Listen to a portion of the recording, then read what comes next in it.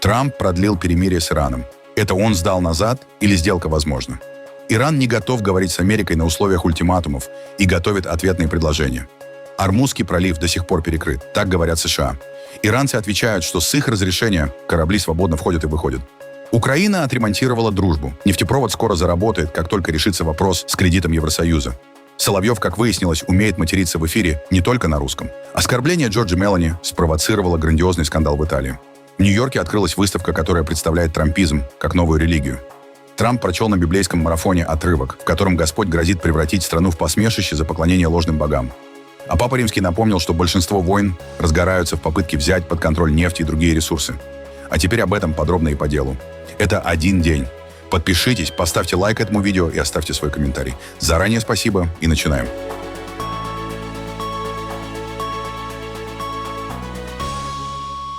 Президент Дональд Трамп заявил, что продлевает режим прекращения огня с Ираном до тех пор, пока не будет представлено иранское предложение и не будут завершены переговоры. Заявление президента Дональда Джей Трампа. Исходя из того, что правительство Ирана серьезно раздроблено, что не является неожиданным, и по просьбе фельдмаршала Асима Мунира и премьер-министра Пакистана Шахбаза Шарифа, нас попросили отложить нашу атаку на Иран до тех пор, пока его лидеры и представители не смогут представить единое предложение. В связи с этим я распорядился, чтобы наши вооруженные силы продолжали блокаду и во всех прочих аспектах оставались в полной готовности и способными к действиям, и, соответственно, продлеваю режим прекращения огня до тех пор, пока их предложение не будет представлено и обсуждения не будут завершены тем или иным образом. Президент Дональд Джей Трамп. Вскоре после этого Дональд Трамп принял в Белом доме команды-чемпионы Национальной ассоциации студенческого спорта. Поведение президента США было крайне нетипичным для Трампа. Вопреки обыкновению, он говорил меньше получаса, не отступал от темы, только о студенческом спорте. И вообще никак не прокомментировал ситуацию с переговорами с Ираном. Трамп просто закончил поздравлять гостей и ушел. А премьер-министр Пакистана Шахбаз Шариф тем временем прокомментировал решение президента США продлить перемирие, пока Иран думает. От себя лично и от имени фельдмаршала Саеда Асима Мунира я искренне благодарю президента Трампа за то, что он любезно согласился на нашу просьбу продлить прекращение огня, чтобы текущие дипломатические усилия могли продолжиться. С учетом оказанного доверия, Пакистан продолжит прилагать искренние усилия для достижения урегулирования конфликта путем переговоров. Я искренне надеюсь, что обе стороны будут и далее соблюдать режим прекращения огня и смогут заключить всеобъемлющее мирное соглашение во втором раунде переговоров, запланированном в Исламабаде, чтобы окончательно завершить конфликт. В Вашингтоне усиливается неопределенность вокруг переговоров с Ираном. Ключевые фигуры переговорного процесса срочно возвращаются в Белый дом. Спецпосланник Стив Уиткоф и советник Джаред Кушнер прибыли на консультации, где ожидаются встречи с вице-президентом Джей Ди Венсом, госсекретарем Марко Рубио и главой Пентагона Питом Хексетом. На повестке дальнейшие шаги после окончания перемирия. Одновременно стало известно, что визит Венса в Исламабад фактически отложен, если не отменен вообще. Причина – отсутствие ответа от Ирана на американские предложения, поэтому дипломатический процесс поставлен на паузу. По данным источников, поездка может состояться в любой момент, но только при сигнале из Тегерана к готовности к реальным переговорам и наличии у делегации полномочий на сделку. На этом фоне в Вашингтоне параллельно рассматриваются и силовые сценарии. Пентагон прорабатывает варианты на случай провала дипломатии, при этом США сохраняют значительное военное присутствие в регионе. Иран объяснил, почему до сих пор не подтвердил участие в переговорах с США. Представитель МИД Исмаил Багаи заявил: «Дело не в нерешительности, а в противоречивых сигналах со стороны Вашингтона, от дипломатических заявлений до силовых действий». Он подчеркнул, что Тегеран готов вернуться к диалогу, но только если переговоры будут ориентированы на результат, а не на давление. Одновременно Иран обвинил США в нарушении перемирия, в том числе после атак на иранские суда, назвав эти действия пиратством и государственным терроризмом. При этом иранские дипломаты допускают возможность переговоров в Исламабаде, но лишь при условии равноправного формата. В Иране нарастает раскол в обществе по поводу возможных переговоров с США. Часть поддерживает диалог на фоне попыток Пакистана вернуть стороны за стол переговоров. Нет. Почему мы должны вести переговоры, если другая сторона лжет? Почему, когда Трамп говорит, что все, что он говорит, должно быть выполнено, почему мы должны это принимать? На 100% начнется война, потому что она должна начаться. За наших молодых людей нужно отомстить. За нашего лидера следует отомстить. Мы не должны отступать. Мы будем стоять до последней капли крови. На мой взгляд, иранцы должны участвовать в переговорах. Переговоры принесут результат. Возможно, несколько дней будет туда-сюда, но в итоге они дадут результат. При условии, что предлагаемые ими уступки будут разумными, приемлемыми для всех. Те уступки, которые они хотят предложить, должны быть разумными, чтобы можно было решить проблемы страны. Обе стороны поняли, что у них есть на руках. США поняли, что есть у Ирана, и Иран понял, что есть у США. Таким образом, войны не будет. Нет, почему они не должны участвовать? Страна находится в состоянии неопределенности. Почему бы не участвовать? Я действительно не знаю. В любом случае, мы не стремимся к ядерному оружию. Страна должна вернуться к стабильности. Эту сильную инфляцию нужно взять под контроль, и люди должны иметь возможность жить. Если они не достигнут соглашения, я думаю, да. Если они не захотят пойти на ряд уступок, я действительно думаю, что война продолжится. Пакистан пытается спасти переговорный процесс между США и Ираном, но участие Тегерана остается под вопросом. Министр информации Пакистана Атаула Тарар заявил, что Исламабад до сих пор не получил официального подтверждения от иранской стороны о готовности направить делегацию на переговоры. Ситуация по состоянию на 19:30 по пакистанскому времени. Первое. Официальный ответ иранской стороны с подтверждением участия делегации в мирных переговорах в Исламабаде пока не получен. Второе. Пакистан, выступающий посредником, находится в постоянном контакте с иранской стороной и продолжает продвигать путь дипломатии и диалога. Третье. Прекращение огня истекает в 4 часа 50 минут по пакистанскому времени 22 апреля. Решение Ирана об участии в переговорах до окончания двухнедельного перемирия является критически важным. Четвертое. Пакистан приложил искренние усилия, чтобы убедить иранское руководство принять участие во втором раунде переговоров, и эти усилия продолжаются. Глава МИД Ирана Аббас Аракчи назвал морскую блокаду со стороны США актом войны и нарушением перемирия и добавил, что Тегеран знает, как защитить свои интересы. Блокада иранских портов — это акт войны и, следовательно, нарушение соглашения о прекращении огня. Удар по коммерческому судну и захват его экипажа в заложники — еще более серьезное нарушение. Иран знает, как нейтрализовать ограничения, как защищать свои интересы и как противостоять давлению. А тем временем иранские государственные СМИ опубликовали видео, на котором, как утверждается, показано движение судов через Ормузский пролив. По версии агентства «Фарс», проход осуществляется с разрешения Тегерана и по установленным маршрутам. Это Ормузский пролив, вход в новый коридор, который был обозначен военно-морскими силами Корпуса стражей Исламской революции. И суда со всего мира обязаны проходить через эту точку. С учетом нарушений со стороны США, нарушения прекращения огня и блокады иранских портов, этот пролив полностью закрыт. И ни одному судну не разрешено проходить, кроме как с разрешения Тегерана. Также полностью запрещено движение военных судов. Али Галхани, агентство «Фарс», Ормузский пролив. Более того, иранская государственная пропаганда утверждает, что за последние сутки 19 судов, в том числе 7 иранских, якобы прорвали американскую блокаду. Независимого подтверждения этим данным пока нет. В свою очередь, Центральное командование США сообщает, что с начала морской блокады Ирана ВМС США развернули уже 28 судов. По данным американских военных, корабли получали указания изменить курс или вернуться в порты, не пытаясь прорвать ограничения. США вводят новый пакет санкций против Ирана. Под ограничения попали 14 физических и юридических лиц, а также авиация и компании, связанные с поставками компонентов для вооружений, включая беспилотники. По данным Минфина США, речь идет о цепочках поставок через Турцию и ОАЭ, в том числе материалов, используемых для производства ракетного топлива и дронов. Отдельно санкции затронули структуры, связанные с авиакомпанией Mahan Air, которую Вашингтон обвиняет в поддержке иранских военных. Иранский режим должен быть привлечен к ответственности за вымогательство на глобальных энергетических рынках и неизбирательные удары по гражданскому населению с использованием ракет и беспилотников. Под руководством президента США в рамках операции «Экономическая ярость» Министерство финансов продолжит отслеживать финансовые потоки и нацеливаться на безрассудные действия иранского режима и тех, кто их поддерживает. Евросоюз тоже расширяет санкции против Ирана. Под ограничения попадут лица, причастные к блокированию Ормузского пролива, заявила глава европейской дипломатии Кая Каллас. Она также предложила усилить военно-морскую миссию ЕС на Ближнем Востоке для защиты судоходства. Решение принято на фоне фактического закрытия пролива после начала ударов США и Израиля. Это затронуло до 20% мировых поставок нефти и газа и усилило давление на глобальные рынки. По Ирану министры ясно заявили, что свобода судоходства не подлежит обсуждению. Ежедневные развороты, открыт или закрыт Ормузский пролив, являются безрассудными. Проход через пролив должен оставаться бесплатным. Европа сыграет свою роль в восстановлении свободного потока энергии и торговли, как только позволят условия.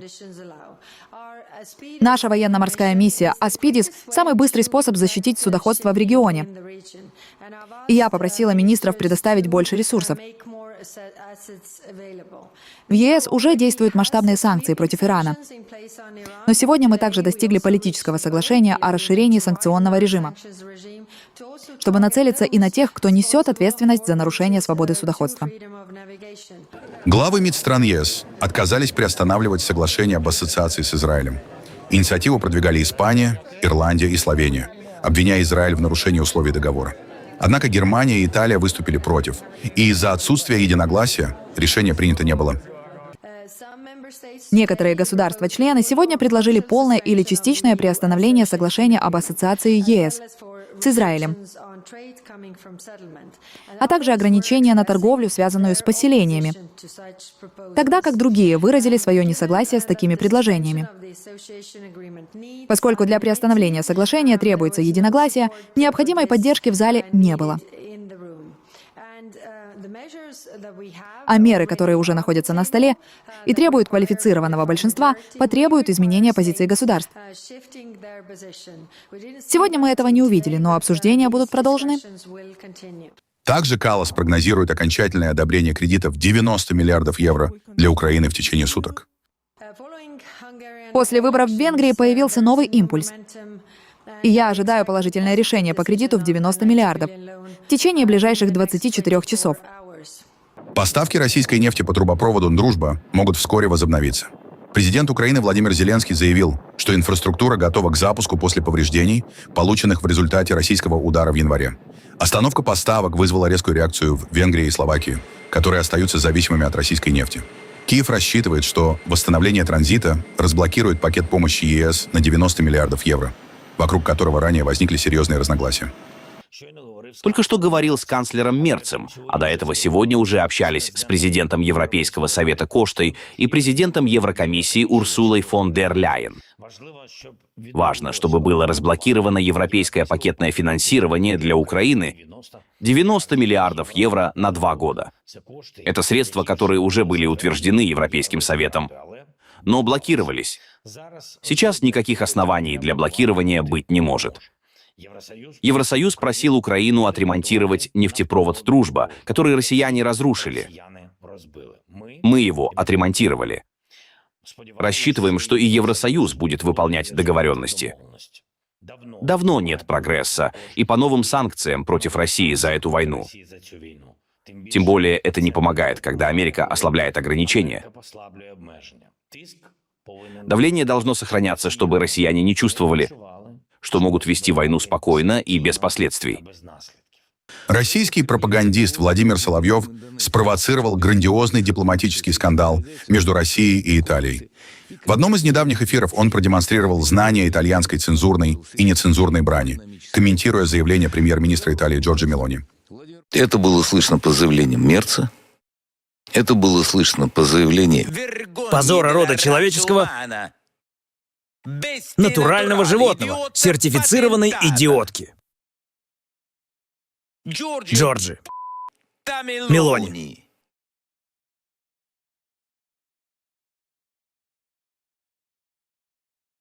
Какая уродливая бабенка. Злая. Вот эта Мелони — фашистская тварь, предавшая своих избирателей, потому что шла совсем с другими лозунгами. Предательство — это ее второе имя. Она предала и Трампа, которому до этого клялась в верности. Нет нужды обсуждать эту точку зрения. Это реальность. После того, как эту речь опубликовали несколько итальянских СМИ, посол России в Италии был вызван на ковер в итальянский МИД. От него потребовали объясниться по поводу заявлений государственного пропагандиста и принести извинения от имени России. Высказывание Соловьева прокомментировала и сама Джорджа Мелони. Мата в комментарии не было. Премьер весьма деликатно назвала Соловьева пропагандистом и карикатурой. По самой своей природе усердный пропагандист режима не может давать уроки ни в последовательности, ни в свободе. Но уж точно не эти карикатуры заставят нас изменить курс. Мы, в отличие от других, не имеем нитей, не имеем хозяев и не получаем приказов. Наш ориентир остается один – интересы Италии. И мы продолжим следовать ему с гордостью, к неудовольствию пропагандистов всех широт. Напомним, Владимира Соловьева лишили вида на жительство в Италии и пожизненно запретили въезд в страну в мае 2022 года. Это решение было принято властями Италии в рамках санкций, введенных против российских граждан, поддерживающих агрессивную войну России против Украины. Также была арестована недвижимость Соловьева. 4 виллы на одном из самых престижных и дорогих курортов в мире, на озере Комо в итальянских Альпах. В Иерусалиме отметили 78-ю годовщину независимости Израиля. Символически и с политическим подтекстом. После захода солнца страна перешла от Дня памяти к празднованию, и стены старого города были подсвечены израильскими флагами. Проект реализовал муниципалитет Иерусалима как один из центральных элементов торжеств. Старый город Иерусалима стал главным визуальным символом праздника. Именно здесь сосредоточены ключевые религиозные и исторические объекты. В Нью-Йорке открывается выставка, которая рассматривает трампизм как своеобразную форму современной веры. Проект под названием «The Holy Babel» — «Священный вопль» превращает галерею на Манхэттене в пространство, стилизованное под церковь, с лавками, витражами, алтарем и псевдорелигиозными артефактами. Это уже происходит. Просто никто не выражает это таким образом. Когда вы входите, вы увидите все привычные элементы религиозного опыта, как в доме поклонения. У нас есть 6 скамей. Все они специально адаптированы по размеру под это пространство. У нас есть витражи. Это все оригинальные художественные работы. Все они уникальные, созданные мной. Здесь вы видите то, что я называю станцией Т. Это игра слов с крестным путем. Многие в интернете уже сказали, что мое искусство кощунственно, но на самом деле я переворачиваю столы. Я сам вырос в церкви, поэтому для меня это отстаивание того, во что я верю. Потому что это было присвоено и искажено. И меня это не устраивает. В центре книга, написанная в библейской стилистике и собранная из публичных высказываний Дональда Трампа.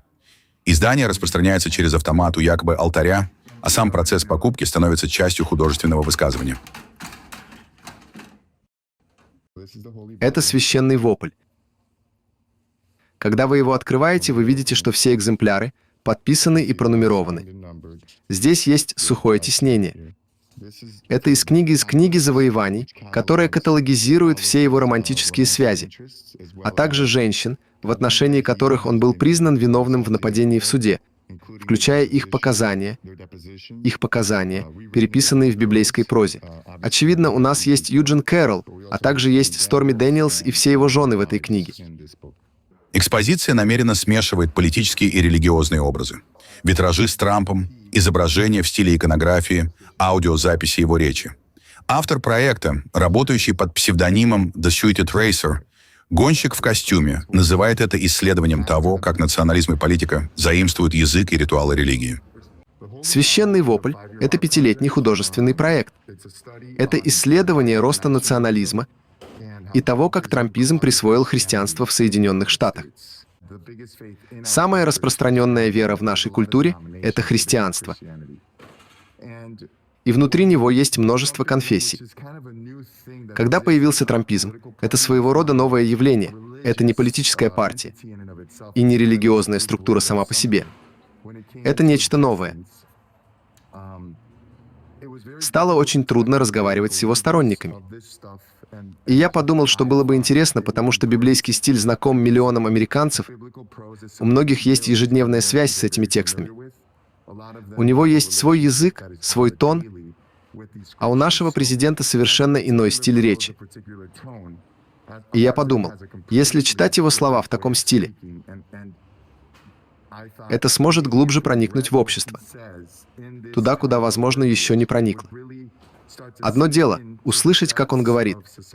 Если ты знаменит, ты можешь делать все, что хочешь, подойти и схватить их за интимное место. Это звучит не так грубо, потому что вы как бы это обходите. Но в вопле это написано так. Когда ты помазан славой, все дозволено. Ты можешь делать, что пожелаешь. Ты можешь схватить их за их сокровенную плоть, за их шепчущий глаз. И когда вы слышите его слова, в стиле, которым мы привыкли слышать, например, слова Иисуса. Это действительно задевает, это вызывает внутреннее потрясение. Контекст усиливается текущими событиями. Сам Трамп недавно оказался в центре дискуссии после публикации сгенерированного изображения, где он представлен в образе, напоминающем Иисуса, а также на фоне конфликта с Папой Римским, который критикует войну против Ирана. Проект уже был представлен на Art Basel в Майами и теперь дебютирует в Нью-Йорке. Мы все просто люди, которые должны что-то делать, бороться и сопротивляться авторитаризму ситуации любым возможным способом. Самый предсказуемый вариант — он выйдет в Truth Social и скажет, что я неудачник, что я никто, и что у меня синдром помешательства на Трампе. Это его стандартный сценарий. И я полностью ожидаю, что так и будет. Но на самом деле мы либо живем в свободном обществе, либо нет. Либо все пройдет так, как должно, либо, если пойдет иначе, это лишь подтвердит, что все это было необходимо и правильно. Выставка работает как художественная провокация. Не столько дает ответы, сколько ставит вопрос. Где проходит граница между политикой, верой и культом личности в современной Америке? На самом деле это голос президента. Но после сигнала вы можете оставить мне сообщение. И мне очень интересно их слушать.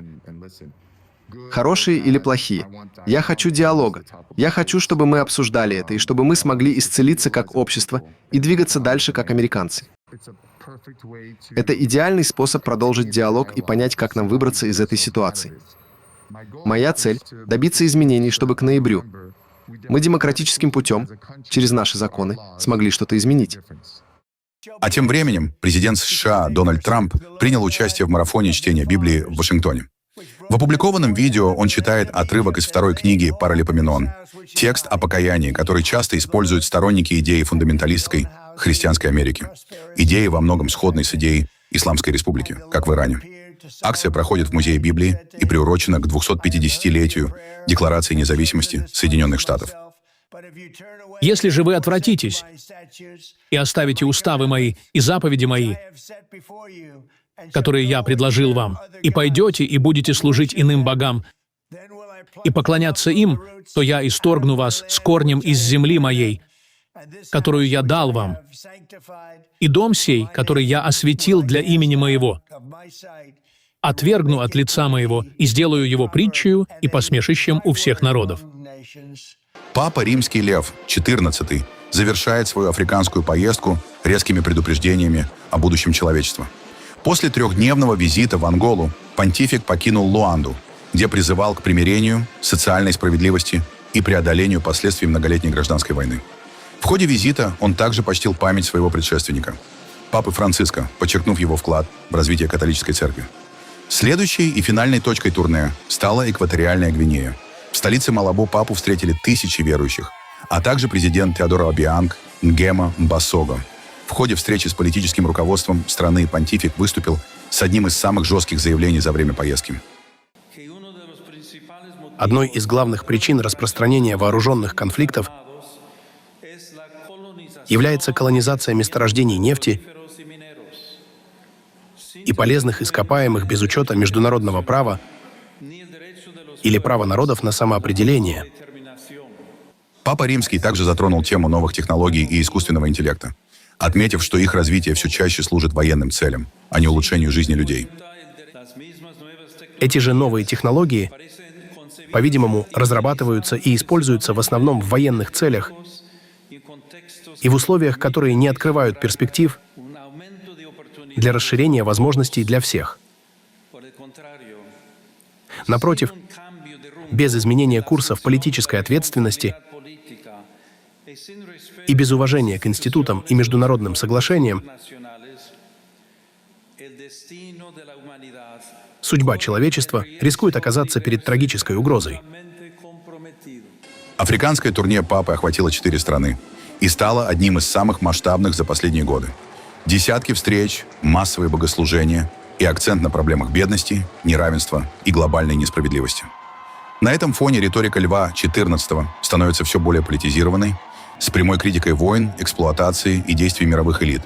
И, судя по реакции, эти заявления уже выходят за рамки церковной повестки и становятся частью глобальной дискуссии о будущем международного порядка.